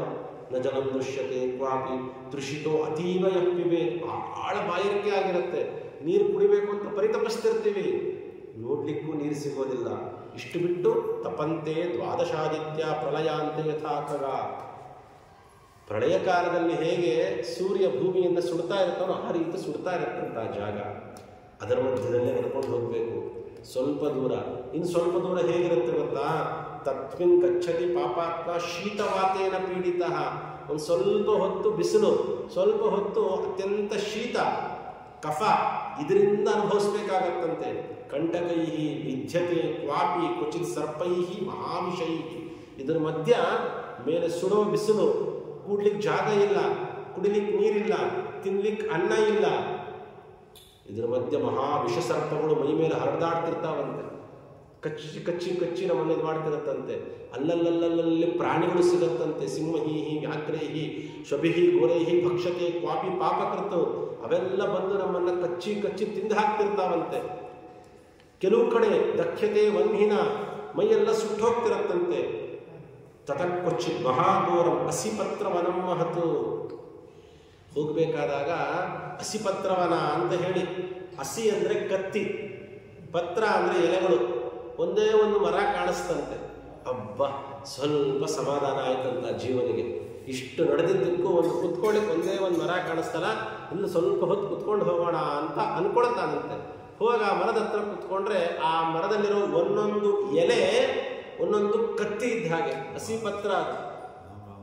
ಅದರ ಕೆಳಗಡೆ ಕುತ್ಕೊಂಡಾಗ ಒಂದೇ ಒಂದು ಎಲೆ ಏನಾದ್ರೂ ಮೈ ಮೇಲೆ ಬಿತ್ತು ಅಂದ್ರೆ ದೇಹ 4 ಭಾಗ ಆಗತ್ತಂತೆ. ಎದ್ರೆ ಸಾಕು ಇಲ್ಲಿಂದ ಅಂತ ಅನ್ಸತ್ತಂತೆ. ಬಹಳಷ್ಟು ಹೇಳ್ತಾರೆ. ಕ್ವಚಿತ್ ಪತತ್ಯಂಧಕೂಪೆ ವಿಕಟಾತ್ ಪರ್ವತಾತ್ ಕ್ವಚಿತ್. ನಡ್ಕೊಂಡು ಹೋಗ್ತಾ ಇರ್ತಾನಂತೆ, ಇದ್ದಕ್ಕಿದ್ದಂಗ ಅಂಧಕೂಪ, ದೊಡ್ಡ ಹಾಳ ಬಾವಿ, ಪರಿಪೂರ್ಣ ಕತ್ತಲು, ಅದರೊಳಗೆ ಬೀಳ್ತೀವಂತೆ. ಕೆಲವು ಸತಿ ಗಚ್ಚತೆ ಕ್ಷುರಧಾರಾಸು ಶಂಖೂನ ಉಪರಿಕ್ವಚಿತು. ಕೆಲವು ಸತಿ ಕತ್ತಿ ಮೇಲೆ, ಆ ಅಳಿಗಳ ಮೇಲೆ ನಡೆಸ್ತಾರಂತೆ. ಕೆಲವು ಸತಿ ಕತ್ಲಲ್ಲಿ ಬಾವಿ ಒಳಗೆ ಬೀಳೋದು, ಕೆಲವು ಸತಿ ಕೆಸರಲ್ಲಿ ಬೀಳಿಸ್ತಾರಂತೆ, ಇನ್ನು ಕೆಲವು ಸತಿ ಮರಳಿನ ಮೇಲೆ ನಡೆಸ್ತಾರಂತೆ. ಸಂತಪ್ತ ವಾಲು ಕಾಕೀರ್ಣೆ ಧ್ವಾತ ತಾಮ್ರಮಯೇ ಕ್ವಚಿತು. ಕೆಲವು ಕಡೆ ಕೆಂಪಗಾಗೋಗಿರುತ್ತೆ ಸುಟ್ಟು ತಾಮ್ರ, ಅದರ ಮೇಲೆ ನಡೆಸ್ತಾರಂತೆ. ಕ್ವಚಿತ್ ಅಂಗಾರ ರಾಶು ಮಹಾಧೂಮ ಕುಲೆ ಕ್ವಚಿತ್. ಕೆಲವು ಸತಿ ಭಾರಿ ಕೆಂಡ, ಅದರ ಮೇಲೆ ನಡೆಸ್ತಾರಂತೆ ಅಂಗಾರ. ಕ್ವಚಿತ್ ಅಂಗಾರ ವೃಷ್ಟಿಷ್ಟ. ಕೆಲವು ಸತಿ ಅಂಗಾರ ಮೇಲೆ ನಡೆಸ್ತಾರೆ, ಕೆಲವು ಸತಿ ಕೆಂಡದ ಮಳೆ ಸುರಿಸ್ತಾರಂತೆ. ಶಿಲಾವೃಷ್ಟಿ, ಕೆಲವು ಸತಿ ಕಲ್ಲಿನ ಮಳೆ. ರಕ್ತವೃಷ್ಟಿ, ಕೆಲವು ಕಡೆ ರಕ್ತದ ಮಳೆ ಬರ್ತಿರುತ್ತೆ. ಶಸ್ತ್ರವೃಷ್ಟಿ, ಕ್ವಚಿತ್ ಉಷ್ಣಾಂಬು ವರ್ಷಣ, ಬಿಸಿ ನೀರಿನ ಮಳೆ. ಹೀಗೆ ಹೇಳಲಿಕ್ಕಾಗೋದಿಲ್ಲ. ಕ್ಷಾರಕರ್ದಮ ವೃಷ್ಟಿಶ್ಚ ಮಹಾನಿನ್ನಾನಿ ಕ್ವಚಿತ್ ವಪ್ರ ಪ್ರರೋಹಣಂ ಕಾಪಿ ಕಂದರೇಶು ಪ್ರವೇಶನಂ. ಕೆಲವು ಕಡೆ ಗುಹೆಗಳನ್ನು ಪ್ರವೇಶ ಮಾಡಬೇಕಾಗತ್ತೆ, ಗಾಢಾಂಧಕಾರ ಇರುತ್ತೆ, ಪ್ರಾಣಿಗಳು ಕಿತ್ತು ತಿಂತಾ ಇರುತ್ತೆ. ಇದೆಲ್ಲ ದಾಟ್ಕೊಂಡು ಹೋಗೋಣ ಅಂತ ಹೋಗ್ತಾ ಇರ್ತಾನೆ ಅವನು. ಹೋಗ್ಬೇಕಾದ್ರೆ ಯಾವುದೋ ಒಂದು ನದಿ ಸಿಗತ್ತಂತೆ, ಹಬ್ಬ ಅಂತ ಜೋರಾಗಿ ಉಸಿರು ಬಿಡ್ತಾನಂತೆ. ಅಂತೂ ಇಷ್ಟು ದಿವಸ ಆದಮೇಲೆ ಒಂದೇ ಒಂದು ನದಿ ಸಿಕ್ತು. ಸಾಮಾನ್ಯವಾಗಿ ಸಜ್ಜನರಿಗಳಿಗೆ ನದಿ ಸಿಕ್ಕರೆ ಅಂತೂ ಅಲ್ಲಿ ಇಲ್ಲಿ ನೀರು ಕುಡಿಲಿಕ್ಕಾಗಲ್ಲ. ನೀರು ಕುಡಿಬೋದಪ್ಪ, ಸಂಧ್ಯಾವಂದನೆ ಸಮಯ ಬಂತು ಅಂದರೆ ಸಂಧ್ಯಾವಂದನೆ ಮಾಡ್ಬೋದಪ್ಪ, ಬಹಳ ದೇಹ ತುಂಬ ಸುಸ್ತಾಗ್ಬಿಟ್ಟಿತ್ತಂದ್ರೆ ಒಂದು ಸ್ನಾನ ಮಾಡಿಬಿಡೋಣಪ್ಪ ಅಂತ ನಾವೆಲ್ಲ ಯೋಚನೆ ಮಾಡ್ತೀವಲ್ಲ, ಅದೇ ರೀತಿ ಯೋಚನೆ ಮಾಡ್ತಾರೆ. ಅಂತೂ ಮಾರ್ಗದ ಮಧ್ಯದಲ್ಲಿ ಒಂದೇ ಒಂದು ನದಿ ಸಿಕ್ತಲ್ಲ ಅಂತ ದೂರದಲ್ಲಿ ಕಾಣಿಸ್ತಾ ಇದೆ ಅವನಿಗೆ. ಹತ್ತಿರ ಹೋಗಿ ನೋಡ್ತಾನಂತೆ. ಮಾರ್ಗ ಮಧ್ಯೆ ಪ್ರವಹತ್ಯುಗ್ರ ಘೋರ ವೈತರಣಿ ನದಿ ಸಾದೃಷ್ಟ ದುಃಖದ ಕಿಂಬ ಯಸ್ಯ ವಾರ್ತಾ ಭಯಾವಹ. ಶತಯೋಜನ ವಿಸ್ತೀರ್ಣ ಪುಯಶೋಣಿತ ವಾಹಿನಿ ಅಸ್ಥಿವೃಂದ ತಟ ದೃಢ ಮಾಂಸಶೋಣಿತ ಕರ್ದಮ ಅಗಾಧ ದುಸ್ತರ ಪಾಪೈಹಿ ಜ್ವಾಲಾ ಧೂಮ ಸಮಾಕುಲ ಮಹಾಗ್ರಹ ಸಮಾಕೀರ್ಣ ಘೋರ ಪಕ್ಷೇಶದ ವೃತ್ತ. ಹತ್ತಿರ ಹೋದ್ಮೇಲೆ ಗೊತ್ತಾಯ್ತಂತೆ ಯಾವ ನದಿ ಗೊತ್ತಾ? ವೈತರಣಿ ನದಿ ಅಂತ. ಅದನ್ನು ನೋಡಿದ್ರೆ ಖಂಡಿತವಾಗ್ಲೂ ಆನಂದ ಆಗೋದಿಲ್ಲ. ಕಾವೇರಿನೋ ಗಂಗಾನೋ ಯಮುನಾನೋ ನೋಡಿದ್ರೆ ಹಿಂಗೆ ಸಂತೋಷ ಆಗುತ್ತೆ. ಇಂಥ ಸಂತೋಷ ಅಲ್ಲ. ಯಾಕೆ? ಶತಯೋಜನ ವಿಸ್ತೀರ್ಣ, 100 ಯೋಜನಗಳಿಂದ ಕೂಡಿರುವ ನದಿ ಅದು. ಅದಕ್ಕೇನಂತ ಹೆಸರು? ವೈತರಣಿ ನದಿ ಅಂತ ಕರೀತಾರೆ. ಅದು ಹೇಗಿರುತ್ತೆ? ನೀರಿನಂತೆ ಕಾಣಿಸತ್ತಷ್ಟೇ. ಬರೀ ರಕ್ತ, ಕೀವು, ಮಾಂಸ, ಮಲಮೂತ್ರಗಳು ಇದರಿಂದ ಕೂಡಿದಂತಹ ನದಿ. ಕೊತ ಕೊತ ಕೊತ ಕೊತ ಕೊತ ಕುದಿತಾ ಇರತ್ತಂತೆ. ಇಂಥ ನದಿ ಅದು. ಇದರಿಂದ ಏನಾದರೂ ಉಪಯೋಗ ಇದೆಯಾ ನಮಗೆ? ಇನ್ನೂ ಅದರಿಂದ ದುಃಖವೇ ಹೊರತು ಉಪಕಾರ ಅಂತ ಅಪ್ಪನಾಣೆಗೂ ಇಲ್ಲ. ವೈತರಣಿ ಅಂತ ಕರೀತಾರೆ. ಒಮ್ಮೆ ಇದು ಹೇಗೆ ಬಂತು ಅಂತ ಹೇಳ್ತಾರೆ ಪುರಾಣಾಂತರಗಳಲ್ಲಿ. ಶನೀಶ್ಚರ ರುದ್ರದೇವರ ದರ್ಶನಕ್ಕೆ ಹೋಗಿರ್ತಾರಂತೆ. ಅಲ್ಲಿ ರುದ್ರದೇವರು ಅಂತರ್ಧಾನರಾಗಿರ್ತಾರೆ. ರುದ್ರದೇವರ ಇಚ್ಛೆಗೆ ಅನುಗುಣವಾಗಿ ಅಯ್ಯೋ ರುದ್ರದೇವರ ದರ್ಶನ ಆಗಲಿಲ್ವಲ್ಲ ಅನ್ನೋ ದುಃಖಕ್ಕೆ ಅವನ ಕಣ್ಣಿನಿಂದ ಹನಿ ಬರ್ಲಿಕ್ಕೆ ಪ್ರಾರಂಭ ಆಯ್ತಂತೆ. ಆ ನೀರನ್ನ ಯಾರ ಕೈಲೂ ತೊಡಲಿಕ್ಕಾಗಲಿಲ್ವಂತೆ, ಯಾರೂ ಧಾರಣೆ ಮಾಡೋಕ್ಕಾಗಲಿಲ್ಲ. ಅದಕ್ಕೇನು ಮಾಡ್ತಾರೆ? ಬಾಷ್ಪವೃಷ್ಟಿ ದುರಾದರ್ಶ ಅವಜಗ್ರಾಹ ಮಾಯೆಯ ಯದಾ ನಾಶಕತ್ ಬಾಷ್ಪಾನ್ ಸಂಧಾರಯಿತು ಮರ್ಕಜಃ ತದಾ ಮಹಾನುಷೋ ಕ್ಷಿಪ್ತ್ವ ಬಾಷ್ಪಾಸ್ತೆ ಜಲಧಾರಕ್ಕೆ ಲೋಕಾಲೋಕಸ್ಯ ನಿಕಟೆ ಜಲಧಾರ ಕಯೋಗಿರಿ. ಆ ನೀರನ್ನು ತಡಿಲಿಕ್ಕಾಗಲಿಲ್ಲ, ಹರಿದು ಬರ್ತಾ ಇದೆ ಅದು. ಅದನ್ನು ತಕ್ಷಣ ಏನು ಮಾಡ್ತಾರೆ? ಅದನ್ನು ಲೋಕಾಲೋಕದ ಪರ್ವತದ ಆ ಬದಿಯಲ್ಲಿ ಅದನ್ನು ಹಾಕಿಬಿಡ್ತಾರೆ. ಈ ನೀರನ್ನು ಯಾರು ತಡಿಲಿಕ್ಕಾಗೋದಿಲ್ಲ ಅಂತ. ಲೋಕಾಲೋಕದ ಪರ್ವತ ಹತ್ತಿರ ಇದ್ದಂತಹದ್ದು ನಾನು ಇದನ್ನು ಇಟ್ಕೊಳ್ಳೋದಿಲ್ಲ, ಇದನ್ನು ಸಮುದ್ರಕ್ಕೆ ಹಾಕ್ಬಿಡ್ತೀನಿ ಅಂಥೇಳಿ ಲವಣ ಸಮುದ್ರಕ್ಕೆ ಹಾಕ್ಲಿಕ್ಕೆ ಪ್ರಯತ್ನ ಮಾಡುತ್ತೆ. ಆ ಲವಣ ಸಮುದ್ರವೂ ಹೇಳ್ಕೊಳತ್ತಂತೆ ಇದನ್ನು ನಾನು ಇಟ್ಕೊಳ್ಳೋದಿಲ್ಲ, ಮತ್ತೇನು ಮಾಡ್ಬೇಕು? ಇದನ್ನು ತಗೊಂಡು ಇಲ್ಲಿಂದ ಭೂಲೋಕದಿಂದ ಯಮಮಾರ್ಗ ಸಂಯಮಿನೀಪುರಕ್ಕೆ ಹೋಗುವ ಮಾರ್ಗದಲ್ಲಿ ಇದನ್ನು ಹಾಕ್ಬಿಡ್ತೀನಿ ಅಂತ ಸಮುದ್ರ ರಾಜ ತಗೊಂಡೋಗಿ ಯಮಲೋಕದ ಹತ್ತಿರ ಇಟ್ಬಿಡ್ತಾರಂಥದ್ದು. ಅಂದರೆ ಮೊದಲು ಕಣ್ಣಿನಿಂದ, ಆಮೇಲೆ ಲೋಕಾಲೋಕ ಪರ್ವತ, ಆಮೇಲೆ ಸಮುದ್ರ, ಅದಾದಮೇಲೆ ದ್ವೀಪ, ಇವೆಲ್ಲವನ್ನ ದಾಟಿಕೊಂಡು ಕಡೆಯದಾಗಿ ಬಂದು ಯಮಮಾರ್ಗದ ಮಧ್ಯದಲ್ಲಿ ಬಂದು ಕೂತ್ಬಿಡ್ತು. ಇಲ್ಲಿಂದ ಮತ್ತಿನ್ನೆಲ್ಲೂ ಹೋಗಲಿಲ್ಲ. ಅಂದರೆ ಯಮದೇವನ ಪಥದಲ್ಲಿ, ಆ ಪಥದಲ್ಲಿ ಕೂತ್ಕೊಳ್ತಿದ್ದು. ಯಾರಿಗೂ ವಿಗತ ತರಣ ಇದನ್ನು ಸುಲಭವಾಗಿ ದಾಟ್ಲಿಕ್ಕೆ ಸಾಧ್ಯ ಇಲ್ಲ ಅನ್ನೋ ಕಾರಣಕ್ಕೋಸ್ಕರನೇ ಇದಕ್ಕೆ ವೈತರಣಿ ಅಂತ ಹೆಸರು ಬಂದದ್ದು. ಅಷ್ಟು ಸುಲಭವಾಗಿ ದಾಟ್ಲಿಕ್ಕೆ ಆಗೋದಿಲ್ಲ. ಇದನ್ನು ಹೇಗೆ ದಾಟಬೇಕು ಅನ್ನೋದನ್ನು ಮುಂದೆ ಹೇಳ್ತಾರೆ. ಹೀಗಿರತ್ತೆ ಮಾರ್ಗ ಅಂತ ತಿಳ್ಕೊಂಡಿರುತ್ತೆ. ಹೀಗೆ ವೈತರಣಿ ನದಿ ಹೀಗಿರತ್ತಂತೆ. ಅಗತಂ ಪಾಪಿನಂ ದೃಷ್ಟ ಜ್ವಾಲಾ ಧೂಮ ಸಮಾಕುಲ ಶಿಂಶುಮಾರೈಶ್ಚ ಮಕರೈಃ ಜಲೋಪೋ ಮತ್ಸ್ಯಕಚ್ಚಪೈಃ ಅನ್ಯೈಃ ಜಲಸ್ಥರೈಃ ಜೀವೈಃ ಪೂರಿತ ಮಾಂಸಭೇದಕೈಃ. ಮಾಂಸಗಳನ್ನು ಕಿತ್ತು ತಿನ್ನುವಂಥ ಜಲಚರ ಪ್ರಾಣಿಗಳು ಬೇಕಾದಷ್ಟು ಇರುತ್ತಂತೆ. ಅತ್ಯಂತ ಘೋರವಾಗಿರುತ್ತಂತೆ. ಒಂದು ಸತಿ ಅದರೊಳಗೆ ಬಿದ್ದರೆ ಅಂದರೆ ಪಾತಾಳ ತನಕ ಹೋಗ್ಬಿಡ್ಬೇಕು. ಆವರ್ತ ಶತಸಾಹಸ್ರೈಃ ಪಾತಾಲೆ ಯಾಂತಿ ಪಾಪಿನಃ ಕ್ಷಣಂ ತಿಷ್ಠಂತಿ ಪಾತಾಲೆ ಕ್ಷಣಾದಿ ಪರಿವರ್ತಿನಃ. ಅದರೊಳಗೆ ಮುಳುಗಿ ಹಾಕಿ ನಮ್ಮನ್ನು ಮುಳುಗಿಸಿ ಎಳ್ಕೊಂಡು ಹೋಗ್ತಾರಂತ ಅದರೊಳಗಡೆ. ಇದು ವೈತರಣಿಯ ಊಹೆ. ಹೀಗೆ ನಾವು ಮಾಡ್ಕೊಳ್ಬೇಕು. ಹೀಗಿರತ್ತಂತ ವೈತರಣಿ ನದಿ ಅಂತ ಹೇಳ್ತಾರೆ. ಆ ಸಂದರ್ಭದಲ್ಲಿ ಅಲ್ಲಿ ನಿಂತ್ಕೊಳ್ತಾರಂತ ಆ ಜೀವ. ಅದರ ಮುಂದೆ ನಿಂತ್ಕೊಂಡು ಊಹೆ ಮಾಡ್ಕೊಳ್ತಾನೆ. ಇಂಥ ಪ್ರಸಂಗ ಬಂದ್ಬಿಡುತ್ತೆ ನನಗೆ, ಎಂಥವನೇ ಆದರೂ ಕೂಡ ಅಂಥ ಸಂದರ್ಭದಲ್ಲಿ ಮಹತಾ ಪುಣ್ಯಯೋಗೇನ ಮಾನುಷಂ ಜನ್ಮ ಲಭ್ಯತೆ ತತ್ ಪ್ರಾಪ್ಯ ನಕೃತೋ ಧರ್ಮ ಕೀದೃಶಂ ಹಿಮಯ ಕೃತಂ. ಅಲ್ಲಿ ಅನ್ಕೊಳ್ತಾರಂತ ಏನಂತ? ಮಹತಾ ಪುಣ್ಯಯೋಗೇನ ಮಾನುಷಂ ಜನ್ಮ ಲಭ್ಯತೆ. ಇನ್ನು ಕೋಟ್ಯಾಂತರ ಜನ್ಮಗಳ ಪುಣ್ಯ ವಿಶೇಷದಿಂದ ಭಗವಂತ ಮನುಷ್ಯ ಜನ್ಮ ಅಂತ ಕೊಟ್ಟಿದ್ದ ನನಗೆ. ಅದು ಬಂದಾಗ ಹಾಳು ಮಾಡ್ಕೊಂಡು ಬಿಟ್ನಲ್ಲ, ನಾನು ಉಪಯೋಗ ಪಡಿಸ್ಕೊಳ್ಳಿಲ್ಲ ಅದನ್ನು. ನಾನು ಎಂಥ ಪುಣ್ಯ ಇರಬೇಕು ಗೊತ್ತಾ? ಅನಂತ ಕೋಟಿ ಜನ್ಮಗಳ ಪುಣ್ಯ ವಿಶೇಷ ಇದಿರಬೇಕು. ತತ್ರಾಪಿ ಜನ್ಮ ಶತಕೋಟಿಷು ಮಾನುಷತ್ವಂ ಅಂತ ಹೇಳ್ತಾರೆ. ಇನ್ಯಾವ ಪ್ರಾಣಿಗಳಿಗೂ ಇಲ್ಲದೇ ಇರುವಂತಹ ತಿಳುವಳಿಕೆ, ಜ್ಞಾನ, ಮಾತು, ಅನೇಕ ರೀತಿಯಾದಂತಹ ಎಲ್ಲವೂ 84 ಲಕ್ಷ ಯೋನಿ ಜೀವರಾಶಿಗಳಲ್ಲಿ ಎಲ್ಲೂ ಇಲ್ಲದಿರುವಂತಹದ್ದು ಈ ಮನುಷ್ಯ ಪ್ರಾಣಿಯಲ್ಲಿ ಇಟ್ಟಿದ್ದಾನೆ ಭಗವಂತ. ಅಂಥ ತಿಳುವಳಿಕೆ ಇದ್ದರೂ ಕೂಡ ತತ್ಪ್ರಾಪ್ಯ ಅದು ಬಂದಿದ್ರೂ ಕೂಡ ನಾವು ಒಂದು ದಿವಸ ಏನೂ ಕರ್ಮನೆ ಮಾಡಲಿಲ್ವಲ್ಲ. ಅಕೃತೋ ಧರ್ಮ, ಒಂದು ದಿವಸ ಧರ್ಮ ಮಾಡಲಿಲ್ಲ ಹೇಳ್ತಾನಂತೆ. ನಿಂತ್ಕೊಂಡು ಅಳ್ತಾನಂತೆ, ಪಶ್ಚಾತ್ತಾಪ ಪಡ್ತಾನಂತೆ. ಬದುಕಿರಬೇಕಾದಾಗಲೇ ಮಾಡ್ಕೊಡ್ಬೇಕು ನಾವು ಭಗವಂತನ ಹತ್ತಿರ ನಿಂತ್ಕೊಂಡು. ಅದನ್ನು ಮಾಡೋದಿಲ್ಲ. ಅಲ್ಲಂತಾರಂತೆ ಮಯಾ ನ ದತ್ತಂ ನ ಹುತಂ ಹುತಾಶನೇ. ಒಂದು ದಿವಸ ಒಬ್ಬರಿಗೆ ದಾನ ಕೊಡಲಿಲ್ಲ. ಮಯಾ ನ ದತ್ತಂ, ಭಗವಂತ ನನಗೆ ಕೊಟ್ಟಂಥ ಸಂಪತ್ತನ್ನು ನಾನು ಉತ್ತಮರಿಗೆ ದಾನವನ್ನಾಗಿ ಕೊಟ್ಟರೆ ಭಗವಂತ ಧನ ಉತ್ತಮರ ಕೈಯಲ್ಲಿ ಹೋದರೆ ಅದು ಸಾಧನ ಆಗತ್ತೆ. ಸಾಧನ, ನಮ್ಮ ಸಾಧನ ಆಗಬೇಕು ಅಂದರೆ ನಮ್ಮಲ್ಲಿರುವ ಧನವನ್ನು ಧರ್ಮಕ್ಕಾಗಿ ಮೀಸಲಾಗಿಡಬೇಕು. ಅದನ್ನು ಮಾಡಲಿಲ್ಲ ಒಂದು ದಿವಸ. ನಹುತಂ ಹುತಾಶನೆ, ಬೇಡದೇ ಇದ್ದಕ್ಕೆಲ್ಲ ಖರ್ಚು ಮಾಡ್ತೀವಿ. ದಾನ ಕೊಡಬೇಕು ಅಂದಾಗ ಮಾತ್ರ ಕೈ ಹಿಡಿತಾ ಬರುತ್ತೆ. ನೀವೆಲ್ಲ ಕೇಳಿರ್ತೀರ, ಕರ್ಣ ಎಣ್ಣೆ ಹಚ್ಕೊಳ್ತಾ ನಿಂತಿರ್ತಾರಂತೆ. ಯಾರೋ ಒಬ್ಬ ಬ್ರಾಹ್ಮಣ ಬಂದು ಏನೋ ಒಂದು ಸಹಾಯ ಮಾಡ್ತಾನೆ. ಎಡಬದಿಯಲ್ಲಿ ನಿಂತಿರ್ತಾನ ಅವನು. ಆ ಬಂಗಾರದ ಬಟ್ಟಲೊಳಗೆ ಎಣ್ಣೆ ಹಾಕೊಂಡು ಹಚ್ಕೊಳ್ತಾ ಇರ್ತಾನಂತೆ. ಅಲ್ಲಿಂದ ಎಡಗೈಯಿಂದನೇ ಹಾಗೆ ಕೊಟ್ಬಿಡ್ತಾರಂತೆ ಕೃಷ್ಣಾರ್ಪಣ ಅಂತ ಹೇಳಿ. ದಾನ ಕೊಡಬೇಕಾದಾಗ ಬಲಗೈಯಲ್ಲಿ ಕೊಡಬೇಕು ಅಂತಿದೆ, ಯಾಕೆ ಎಡಗೈಯಲ್ಲೇ ಕೊಟ್ಬಿಟ್ಟೆ ಅಂತ ಪಕ್ಕದಲ್ಲಿರೋರು ಹೇಳಿದ್ರೆ, ಬಲಗೈಯಿಂದ ಕೊಡಬೇಕು ಅನ್ನೋದು ನಿಜ. ಆದರೆ ಆ ಮನುಷ್ಯ ಇಲ್ಲಿಂದ ಈ ಕಡೆ ಬಂದು ನಾನು ಈ ಕಡೆಯಿಂದ ಈ ಕಡೆ ತಗೊಂಡು ಈ ಕಡೆ ಕೊಡೋದ್ರೊಳಗೆ ಏನಾದರೂ ಮನಸ್ಸು ವ್ಯತ್ಯಾಸ ಆಗ್ಬಿಡ್ತು, ಪರಿವರ್ತನೆ ಆಗ್ಬಿಡ್ತು ಅಂದರೆ, ಹಾಗಾಗಿ ಭಗವಂತ ಮನಸ್ಸು ಕೊಟ್ಟಾಗ ದಾನ ಮಾಡಬೇಕು. ಒಂದು ದಿವಸ ದಾನ ಮಾಡಲಿಲ್ಲ. ಆ ದಾನ ಮಾಡಬೇಕಾದಾಗಲೂ ಕೂಡ ಕೆಲವು ನಿಯಮಗಳನ್ನು ಹೇಳ್ತಾರೆ.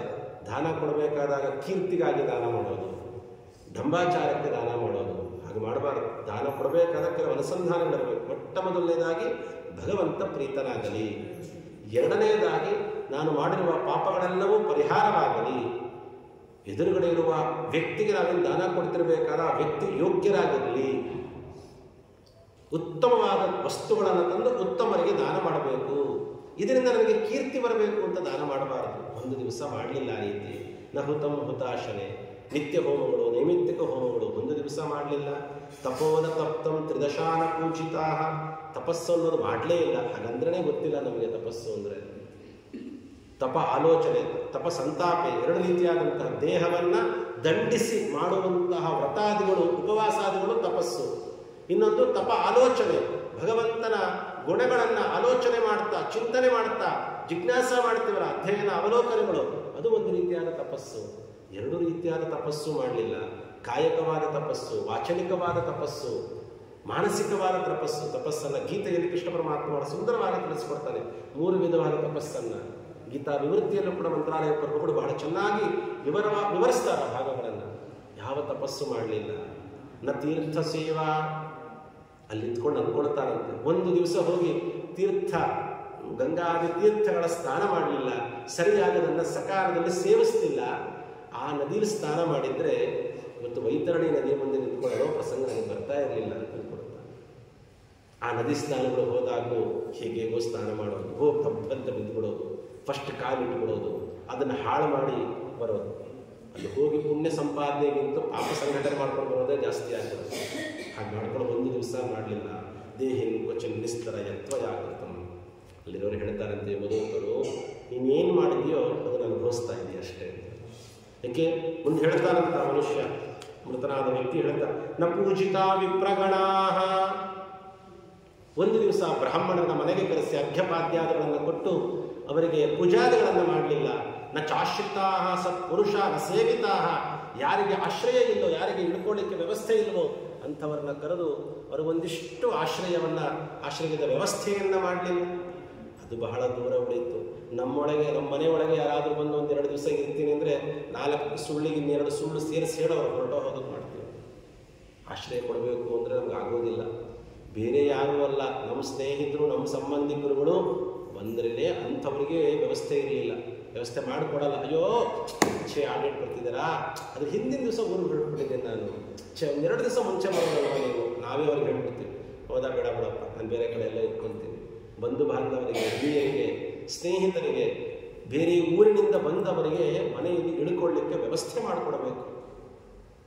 ಪದ್ಮಪುರಾಣದಲ್ಲಿ ಗೀತಾ ಮಹಾತ್ಮೆ ಹೇಳಬೇಕಾದಾಗ ಊರಿನಿಂದ ಬಂದಂತಹ ಒಬ್ಬ ಬ್ರಾಹ್ಮಣನಿಗೆ ತನ್ನದೇ ಆದ ಜಾಗದಲ್ಲಿ ಇಳ್ಕೊಳ್ಳಿಕ್ಕೆ ವ್ಯವಸ್ಥೆ ಮಾಡಿ ಒಂದೇ ಒಂದು ದಿವಸ ಆಶ್ರಯ ಕೊಟ್ಟಿದ್ದಕ್ಕೆ ಮೃತನಾದಂತಹ ತನ್ನ ಮಗನನ್ನು ಮತ್ತೆ ಅವನು ಬ್ರಹ್ಮ ಪಿಶಾಚಿಯಾಗಿರ್ತಾನೆ. ಇವರು ಮಾಡಿದ ಗೀತಾ ಪಾರಾಯಣದಿಂದ ಅವನ ಪಿಶಾಚತ್ವವನ್ನು ಕಳೆದು ಮೋಕ್ಷವನ್ನು ಹೊಂದಿದ ಅಂತ ಕೇಳ್ತೀವಿ ನಾವು. ಇದಕ್ಕೆ ಕಾರಣ ಪರವೂರಿನಿಂದ, ಪರಸ್ಥಳದಿಂದ ಬಂದವರಿಗೆ ಆಶ್ರಯ ಕೊಟ್ಟಿದ್ದೇ ಪುಣ್ಯ ಅಂತ ಹೇಳ್ತಾರೆ ಗೀತಾ ಮಹಾತ್ಮೆಯಲ್ಲಿ. ಹಾಗಾಗಿ ನ ಚಾಶ್ರಿತ ಸತ್ಪುರುಷಾರ ಸೇವಿತಾ, ಉತ್ತಮ ಪುರುಷರನ್ನು ಮಹಾಮಹಾಜ್ಞಾನಿಗಳ ಸೇವೆ ಮಾಡಲಿಲ್ಲ. ಪರೋಪಕಾರ ನಖತಾ ಕದಾಚನ. ವೇದವ್ಯಾಸ ದೇವರೆಷ್ಟು ಚೆನ್ನಾಗಿ ಹೇಳ್ತಾ ಇದ್ದಾರೆ ಅಂದರೆ, ಕದಾಚನ ಒಂದು ಸತಿನೂ ಕೂಡ ಪರೋಪಕಾರ ನಕೃತಾ, ಒಂದು ದಿವಸ ಪರೋಪಕಾರ ಒಬ್ಬರಿಗೆ ಮಾಡಿದ್ವ ನಾವು? ಯಾರಿಗೆ ಹೇಳ್ತೀವೋ ಬಿಡ್ತೀವೋ ಬೇಡ, ನಾವೇ ನಮ್ಮ ಗುರುಗಳ ಮುಂದೆ ಭಗವಂತನ ಮುಂದೆ ನಿಂತ್ಕೊಂಡು ನಾವೇ ಆತ್ಮಾವಲೋಕನ ಮಾಡಿಕೊಂಡ್ರೆ ಸಾಕು. ಎಷ್ಟು ಜನಕ್ಕೆ ಉಪಕಾರ ಮಾಡಿದ್ದೀವಿ ನಾವು. ಅವರಿಂದ ಪ್ರತ್ಯುಪಕಾರವನ್ನು ಅಪೇಕ್ಷಿಸದೆ ಭಗವಂತ ಅವರಿಗೆ ಅನುಕೂಲ ಮಾಡಿಕೊಳ್ಳಿ ನನಗೆ ಶಕ್ತಿ ಕೊಟ್ಟಿದ್ದಾನೆ. ಅದು ಯಾವ ರೀತಿಯಾದ ಶಕ್ತಿ ಆಗಿರಬಹುದು, ದುಡ್ಡು ಕೊಟ್ಟರೆ ಮಾತ್ರ ಅಂತಲ್ಲ, ಯಾವುದೇ ರೀತಿಯಾದ ಉಪಕಾರವನ್ನು ಮಾಡಿದ್ದೀವ ನಾವು. ಆ ಕಾನ್ಸೆಪ್ಟೇ ಗೊತ್ತಿಲ್ಲ. ನಮ್ದು ಹೇಗಾಗ್ಬಿಟ್ಟಿದೆ ಜೀವನ ಅಂದರೆ, ನಂದು ನಿಮ್ಮದು ಒಬ್ಬರದು ಇಬ್ಬರದು ಅನ್ನೋಕ್ಕೆ ಹೇಳ್ತಿರೋದಲ್ಲ. ನಮ್ಮದು ದಿನಚರಿ ಒಂದು ಹಾಕ್ಕೊಂಡ್ಬಿಟ್ಟಿರ್ತೀವಿ, ಅದನ್ನು ಯಾಂತ್ರಿಕವಾದ ರೀತಿಯಲ್ಲಿ ಆಫೀಸ್ಗೆ ಹೋಗೋರು ಆಫೀಸು, ಕಾಲೇಜ್ಗೆ ಹೋಗೋರು ಕಾಲೇಜು, ಕೆಲಸಕ್ಕೆ ಹೋಗೋರು ಕೆಲಸ, ಅಥವಾ ಇನ್ನೇನೋ ವೈದಿಕ ವೃತ್ತಿಯಲ್ಲೇ ಆದರೂ ಕೂಡ ನಮ್ದು ಏನಿರುತ್ತೆ ಅದೊಂಥರ ಯಾಂತ್ರಿಕವಾದ ರೀತಿಯಲ್ಲಿ ನಾವು ಜೀವನವನ್ನು ಮಾಡ್ಕೊಳ್ತಾ ಹೋಗ್ಬಿಡ್ತೀವಿ. ನಮ್ಮದಾಯಿತು. ಸುಮ್ಮನೆ ಉದಾಹರಣೆಗೆ ಅರ್ಥ ಆಗೋಕೆ ಹೇಳಬೇಕು ಅಂದರೆ, ನಾವು 30,000 40,000 ದುಡಿಬೇಕಾದಾಗಲೂ ಜೀವನ ಮಾಡ್ತಿದ್ವಿ. ಏನೋ ದೇವರ ಅನುಗ್ರಹದಿಂದ ಅದು 60 ಆಯಿತು, 70 ಆದರೂ 70 ನಮಗೆ ಖರ್ಚು ಮಾಡ್ಕೊಳ್ತೀವಿ ಹೊರತು ಒಂದು 5 ಪಕ್ಕದಲ್ಲಿ ಇಡ್ತೀವ ನಾವು. ಪರೋಪಕಾರ ನಕೃತ ಕದಾಚನ. ಯಾರು ಒಬ್ಬರನ್ನು ಉದ್ದೇಶ ಮಾಡಿ ಹೇಳ್ತಿರೋದಲ್ಲ, ಸಮಾಜದ ವ್ಯವಸ್ಥೆ ಮಾಡೋರು ಬಹಳಷ್ಟು ಜನ ಇದ್ದಾರೆ ಪಾಪ, ಇಲ್ಲ ಅಂತಲ್ಲ. ಯಾಕೆ ಹೇಳಕ್ಕೆ ಬಂದೆ ಅಂದರೆ, ನಿಂತ್ಕೊಂಡಾಗ ಜೀವ ಅನ್ಕೊಳ್ತಾನೆ, ಒಬ್ಬರಿಗೆ ಒಂದು ದಿವಸ ಉಪಕಾರ ಮಾಡಲಿಲ್ಲ. ದೇಹಿಂಬ ಚಿನ್ನಿಸ್ತರ ಯತ್ವಯಾಕೃತಂ. ನಾನೇನು ಮಾಡಿದ್ದೀನೋ ಅದನ್ನು ಅನುಭವಿಸ್ತಾ ಇದ್ದೀನಿ. ಜಲಾಶಯೋ ನೈವ ಕೃತೋ ಹಿ ನಿರ್ಜಲೆ. ಎಲ್ಲಿ ನೀರಿನ ವ್ಯವಸ್ಥೆ ಇರಲ್ವೋ ಅಲ್ಲೆಲ್ಲ ಹೋಗಿ ನೀರಿನ ಜಲಾಶಯದ ವ್ಯವಸ್ಥೆ ಮಾಡಿಕೊಡ್ಬೇಕಂತೆ. ಮನೇಲಿ ಒಂದು ಲೋಟ ನೀರು ಕೇಳಿದ್ರೆ ಕೊಡಲ್ಲ ನಾವು, ಬೇಕಾದರೆ ಬಂದು ತಗೋ ಅಂತೀವಿ ನಾವು. ಅಂಥದ್ದು ಇನ್ನು ಜಲಾಶಯದ ವ್ಯವಸ್ಥೆ ಎಲ್ಲ ಬಹಳ ದೂರ ನಮಗೆ. ಮನುಷ್ಯ ಹೇತೋ ಪಶು ಪಕ್ಷಿ ಹೇತವೇ. ಆ ಪಶುಗಳಿಗೆ ಪಕ್ಷಿಗಳಿಗೆ ತಿನ್ನಲಿಕ್ಕೆ ಏನು ವ್ಯವಸ್ಥೆ ಬೇಕು ಅದನ್ನು ಮಾಡಿಕೊಟ್ವಾ? ಇಲ್ಲ. ಗೋವಿ ಪ್ರವೃತ್ತವಾರ್ಥ ಮಕಾರ ಮಾಣ್ವಪಿ ದೇಹಿ ಚಿಂತಿಸ್ತರ ಯತ್ವಾಯ ಕೃತಂ ನಾ ನಿತ್ಯದಾನಂ ನಾ ಗವಾನ್ನಿಕಂ ಕೃತಂ. ನಿತ್ಯ ದಾನ ಮಾಡಬೇಕಂತೆ, ಅಷ್ಟು ವ್ಯವಸ್ಥೆ ಇದೆ ಇವತ್ತಿನ ಕಾಲಕ್ಕೆ. ಪ್ರತಿನಿತ್ಯ ನಿಮ್ಮ ಮನೆ ಒಳಗಡೆ ಒಂದು ಚೀಲ ಮಾಡಿಕೊಡ್ರಿ, 2 ಮುಷ್ಟಿ ಅಕ್ಕಿ ಹಾಕ್ರಿ, ಒಂದಿಷ್ಟು ದಕ್ಷಿಣೆ ಒಂದು ಹುಂಡಿ ಮಾಡಿಕೊಡ್ರಿ. ದಿನ ಹೋಗಿ ಕೊಟ್ಟು ಬರೋಕ್ಕೆ ನಮಗೆ ಸಮಯ ಇಲ್ಲ ಅಲ್ವಾ? ಗವಾನ್ನಿಕಂ, ಪ್ರತಿನಿತ್ಯ ಗೋವಿಗಾಗಿ, ಬ್ರಾಹ್ಮಣರಿಗಾಗಿ, ನಿರ್ಗತಿಗರಿಗಾಗಿ ಒಂದಿಷ್ಟು 3 ಹುಂಡಿ ಮಾಡಿಟ್ಕೊಳ್ರಿ. ದೇವರೆಷ್ಟು ಶಕ್ತಿ ಕೊಟ್ಟಿರ್ತಾನೋ ಅಷ್ಟು ವ್ಯವಸ್ಥೆ ಮಾಡಿಕೊಳ್ರಿ. ಶನಿವಾರ ಭಾನುವಾರ ಬಂತು ಅಂದ ತಕ್ಷಣವೇ ವೀಕೆಂಡು ಅಂತ ಹೇಳಿ ಹೋಗಬಾರ್ದು ಕಡೆ ಹೋಗ್ಕೊಂಡೆಲ್ಲ ಅವ್ಯವಸ್ಥಿತವಾಗಿ ಕಳೀತೀವಿ ಕಾಲವನ್ನು. ಗೋಶಾಲೆಗಳಿಗೆ ಹೋಗಬೇಕು, ತಿಂಗಳಿಗೆ 2 ಸತಿ, ತಿಂಗಳಿಗೆ 3 ಸತಿ, 4 ಸತಿ, ಬೇಡ 2 ಸತಿ ಅದು ಅಭ್ಯಾಸ ಮಾಡ್ಕೊಳ್ಬೇಕು. ಅಲ್ಲಿ ಹೋಗಬೇಕು, ಗೋಶಾಲೆಯನ್ನು ಚೆನ್ನಾಗಿ ಸ್ವಚ್ಛ ಮಾಡ್ತಿದ್ರಪ್ಪ ಅಂತ ಕೇಳ್ಕೊಳ್ಬೇಕು. ಅದಕ್ಕೇನು ವ್ಯವಸ್ಥೆ ಬೇಕು ಅದನ್ನು ಮಾಡಿಕೊಡ್ಬೇಕು. ಮಾಡೋರಿಗಾದರೂ ಕೂಡ ಹೋಗಿ ಧನದಿಂದ ಅದಕ್ಕೇನು ಬೇಕೋ ಅದನ್ನು ವ್ಯವಸ್ಥೆ ಮಾಡಿಕೊಡ್ಬೇಕು. ಗವಾನ್ನಿಕಂ, ಪ್ರತಿನಿತ್ಯ ಗೋಗ್ರಾಸ ಇಡಬೇಕು. ನ ವೇದ ಶಾಸ್ತ್ರಾರ್ಥ ವಚ ಪ್ರಮಾಣಿತಂ ಶ್ರುತಂ ಪುರಾಣಂ. ಒಂದು ದಿವಸ ಭಾಗವತರೊಡಗೂಡಿ ಅಂತ ಗೋಪಾಲದಾಸರು ಹೇಳ್ತಾರಲ್ಲ, ಒಂದು ದಿವಸ ಕೇಳಲಿಲ್ಲ. ಶುಕಮಿನಿ ಹೇಳಿದ ಭಾಗವತ ಒಂದು ದಿವಸ ಕೇಳಲಿಲ್ಲ. ನ ಶ್ರುತಂ ಪುರಾಣಂ. ಅದು ಕೇಳಬೇಕು ಅಂತಂದರೆ ಇವತ್ತಿನ ಕಾಲಕ್ಕೆ ಹೇಗಾಗ್ಬಿಟ್ಟಿದೆ ಅಂದರೆ, ಮೊದಲನೇದಾಗಿ ಕೇಳೋದಿಲ್ಲ, ಕೇಳಬೇಕು ಅಂದರೆ ವಯಸ್ಸಾದವರು ಮಾತ್ರ ಕೇಳಬೇಕು ಅಂತ ಆಗೋಗಿದೆ. ಅದೆಲ್ಲ ಅಲ್ಲ. ಪ್ರತಿಯೊಬ್ಬ ಯುವಕರು ಅದರಲ್ಲೂ ಪ್ರಧಾನವಾಗಿ ಅಂಥವ್ರು ಕೇಳಬೇಕು. ನಚ ಪೂಜಿತೋ ಪುನಃ ಪುನಃ. ಜ್ಞಾನಿಗಳ ಪೂಜೆ ಒಂದು ದಿವಸ ಮಾಡಲಿಲ್ಲ, ಜ್ಞಾನಿಗಳ ಸೇವೆ ಮಾಡಲಿಲ್ಲ. ಮಠ ಅಂದ್ಕೂಡಲೇ ನಮಗೇನು ಬರುತ್ತೆ, ರಾಯರ ಜ್ಞಾನಿಗಳು ಸರಿ, ಯಾಕೆ ಭೋಜನ? ಹಾಗಾಗಬಾರ್ದು. ಸೇವೆಗೋಸ್ಕರ ಹೋಗಬೇಕು. ಚೆನ್ನಾಗಿ ಅಂಥ ಮಹಾಜ್ಞಾನಿಗಳ ಸೇವೆ ಮಾಡಬೇಕು. ಭರ್ತೃರ್ಮಯ ನೈವ ಕೃತಂ ಹಿತಂ ವಚಃ. ತಂದೆ ತಾಯಿ ಅತ್ತೆ ಮಾವ ಗಂಡ ಹಿರಿಯರು ಯಾರೇ ಜ್ಞಾನಿಗಳು ಯಾರಾದರೂ ಒಂದು ಒಳ್ಳೆ ಮಾತು ಹೇಳಿದ್ರೆ ಕೇಳಲ್ಲ ನಾವು. ನನಗೆ ಹೇಳ್ತೀಯ ನೀನು, ನನಗೆ ಹೆಂಗೆ ಬೇಕೋ ಒಂದು ಜೀವನ ಮಾಡ್ತೀನಿ, ನೀನೇನು ಮಾಡಿ ಹೇಳಿದ್ದು ನನಗೆ. ಯಾರಾದರೂ ಏನಾದರೂ ಹೇಳಿಬಿಟ್ರು ಅಂದರೆ ಅವ್ರ ಮೇಲೆ ಕೋಪ ಶುರುವಾಗುತ್ತೆ. ಬೇರೆಯವ್ರದ್ದೆಲ್ಲ ಬಿಟ್ಬಿಡ್ರಿ. ಮಕ್ಕಳುಗಳಿಗೆ ತಮ್ಮ ತಂದೆ ತಾಯಿಗಳೇ ಹೇಳೋಂಗಿಲ್ಲ ಪ್ರಸಂಗ, ಅಂಥ ಪ್ರಸಂಗ ಬಂದಿದೆ.